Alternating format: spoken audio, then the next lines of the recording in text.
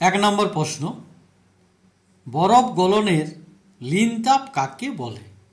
উত্তর, প্রমাণ চাপে একক ভরের কোনো কঠিন পদার্থের উষ্ণতা স্থির রেখে সম্পূর্ণরূপে তরলে পরিণত করতে যে তাপ লাগে তাকে ওই পদার্থের গলনের লিনতাপ বলে।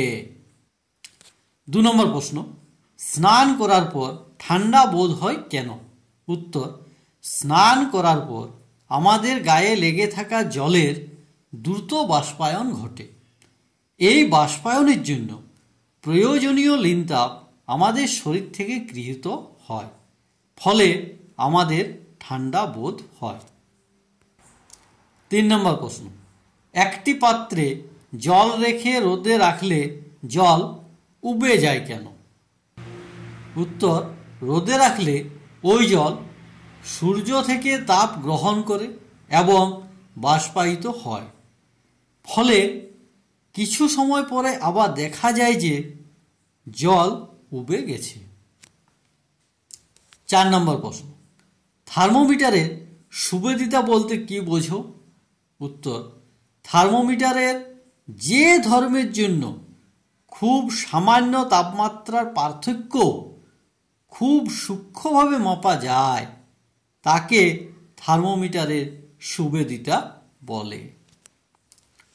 5 নম্বর প্রশ্ন, বরফ গলনের লিনতাপ 80 ক্যালোরি পার গ্রাম বলতে কি বোঝো? উত্তর, বরফ গলনের লিনতাপ 80 ক্যালোরি পার গ্রাম বলতে বোঝায় যে 0 ডিগ্রি সেন্টিগ্রেড তাপমাত্রায় 1 গ্রাম বরফকে সম্পূর্ণরূপে 0 ডিগ্রি সেন্টিগ্রেড তাপমাত্রার জলে পরিণত করতে 80 ক্যালোরি তাপ দিতে হবে। 6 নম্বর প্রশ্ন, লিনতাপ থার্মোমিটারের পাঠ পরিবর্তন করে না কেন?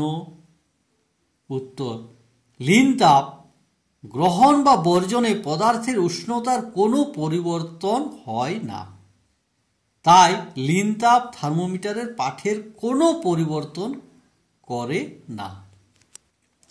7 নম্বর প্রশ্ন, পরিবেশের তাপমাত্রা খুব কমে গেলে আমাদের শরীর কিভাবে মানিয়ে নেয়?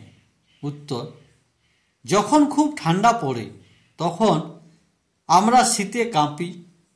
এর ফলে মাংসপেশির মধ্যে অবস্থিত গ্লাইকোজেন অণু বিশিষ্ট হয় এবং কার্বন ডাই অক্সাইড, জল ও তাপ উৎপন্ন হয়। এই তাপ শরীরের তাপমাত্রা বজায় রাখে। 8 নম্বর প্রশ্ন, দেহের তাপমাত্রা বা উষ্ণতা বেড়ে গেলে মানুষের শারীরবৃত্তীয় কাজকর্মের কি পরিবর্তন দেখা যায়? উত্তর, 1 নম্বর, শ্বাসক্রিয়া বেড়ে যায়। 2 নম্বর, রক্তনালীর ব্যাস বৃদ্ধি পায়। 3 নম্বর, দেহ থেকে ঘাম বেরোনোর হার বেড়ে যায়। 4, খাদ্য গ্রহণের পরিমাণ কমে যায়। 5, কাজকর্মে অনীহা ও কুড়েমি বৃদ্ধি পায়। পরের প্রশ্ন 9 নম্বর, গরমকালে কুকুরকে জিভ বের করে হাঁপাতে দেখেছ, কেন তারা এমন করে বলতে পারো?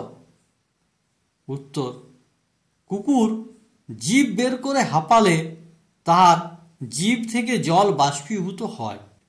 এই বাষ্পীভবনের জন্য প্রয়োজনীয় লিনতাপ কুকুরের জিভ থেকে শোষিত হয়। এর ফলে কুকুরের জিভ ঠান্ডা হয়ে যায় এবং প্রচণ্ড গরমের মধ্যে কুকুর কিছুটা আরাম বোধ করে। 10 নম্বর প্রশ্ন, পাহাড়ের উপর রান্না করতে বেশি সময় লাগে কেন?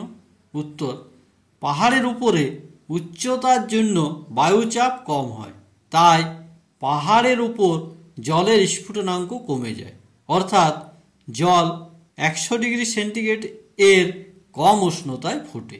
সেই জন্য খাদ্যদ্রব্য সেদ্ধ করতে অর্থাৎ রান্না করতে বেশি সময় লাগে।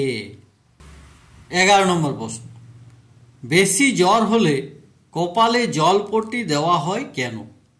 উত্তর, বেশি জ্বর হলে কপালে জলপট্টি দেওয়া হয়, কারণ ওই পট্টির জল বাষ্পীভূত হওয়ার সময় প্রয়োজনীয় লিনতাপ কপাল থেকে সংগ্রহ করে। এর ফলে কপাল ঠান্ডা হয় ও দেহের তাপমাত্রা কমে। 12 নম্বর প্রশ্ন, আগুনে জল দিলে আগুন নিভে যায় কেন? উত্তর, জল জ্বলন্ত বস্তু থেকে প্রয়োজনীয় লিনতাপ নিয়ে দ্রুত বাষ্পে পরিণত হয়, ফলে জ্বলন্ত বস্তুর তাপমাত্রা কমে যায়। আবার উৎপন্ন স্টিম জ্বলন্ত বস্তুর চারপাশে আবরণ তৈরি করে, ফলে বায়ুর অক্সিজেন জ্বলন্ত বস্তুর সংস্পর্শে আসতে পারে না, তাই আগুন নিভে যায়। 13 নম্বর প্রশ্ন, জল দিয়ে ঘর মোছার পর মেঝে ঠান্ডা হয় কেন? উত্তর, জল দিয়ে ঘর মোছার পর ভিজে মেঝে থেকে জল দ্রুত বাষ্পে পরিণত হয়। এই বাষ্পায়নের জন্য প্রয়োজনীয় লিনতাপ মেঝে থেকে সংগৃহীত হয়, সে কারণে জল দিয়ে ঘর মোছার পর মেঝে ঠান্ডা হয়। 14 নম্বর প্রশ্ন, কোনো প্রাণী কিভাবে নিজের দেহে প্রয়োজনীয় তাপ সৃষ্টি করে? উত্তর, কোনো প্রাণী যে খাদ্য গ্রহণ করে সেই খাদ্য থেকে বিপাকীয় ক্রিয়ার ফলে তাপ শক্তি উৎপন্ন হয়। 15 নম্বর প্রশ্ন, হাতে বা পায়ে স্পিরিট ঢাললে ঠান্ডা লাগে কেন?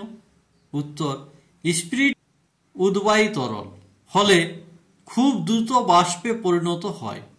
এই বাষ্পায়নের জন্য প্রয়োজনীয় লিনতাপ আমাদের শরীরে যে অংশে স্পিরিট ঢালা হয়েছে সেই অংশ থেকে সংগ্রহ করে, ফলে শরীরের ওই অংশ ঠান্ডা হয়ে যায়।